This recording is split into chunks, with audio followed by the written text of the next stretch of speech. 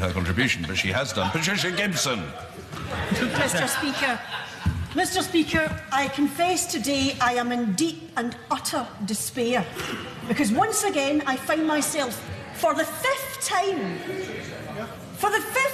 I find myself in a debate about the WASPI women, and on each occasion junior ministers were rolled out for the occasion, and they have what I can only call the brass neck to listen to plea after plea that the government should and must act on this issue, and they would respond by saying almost nothing at all, but characteristically taking a very long time to say it in vague, woolly terms. But today, Mr. Speaker, today we have the big cheese. Today we have the big gun rolled out.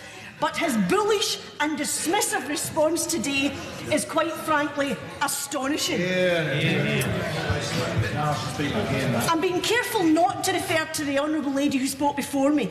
I'm referring to something that was said much earlier in the debate, and I would say to all members of this House, be very, very careful of trying to portray the WASPI women as some band of mad militants who go around threatening MPs, because that could not be further from the truth. We are talking about women who have acted with dignity throughout this campaign, who have organised themselves simply to access that which is already theirs by rights.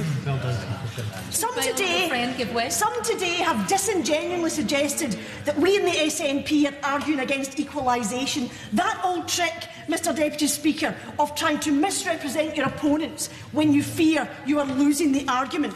Losing the argument on rational grounds, losing the argument on ethical grounds, and losing the argument on financial grounds. Despite 4 previous debates, after a UK-wide petition, which in my own constituency attracted, I will make some progress, attracted 2,534 signatures, after the possibility of legal action against the government, from which the government surely must fear a humiliating defeat, after debates in this House, the legal possibility that the WASPI women will win a case of mis-selling of their pensions against the government, after a report from the Work and Pension Select Committee concluding that, quote, more could and should have been done to communicate these changes, still we appear to be no further forward. How utterly frustrating.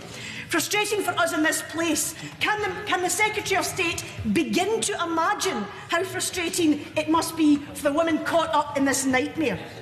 Well, 4,800 women in my constituency of North Ayrshire and Arran are caught up in this nightmare, and many more across the United Kingdom are caught up in this nightmare. When will this government waken up to the fact that pensions are not a benefit, despite the chuntering earlier that suggested otherwise? They are a social contract, and they are a social contract that has been cruelly broken. It's time for the government to step up and take responsibility for the way this entire matter has been mishandled. I really am conscious of time. The solution offered by the SNP, outlined by the honourable member for Ross, Lochaber and Skye, I believe I've got that order mixed up, but never mind, it would be possible to increase women's pension to age 66 in the 2020s. The UK government's on this, even after mistakes in the process have been laid bare for all to see, has been characterised by intransigence and willful stubbornness. The government has ducked its responsibilities in this matter for far too long. It's time to do what is right, what is fair and what is just. It's time for the government to waken up and realise that pensions are not a privilege, and they are not, as I've been referred to in another debate, they are not a promise, they are not a benefit. The contract has been broken, but this breaking of this contract marks a fundamental shift between the government and those it purports to represent. When contracts can be torn up and ignored,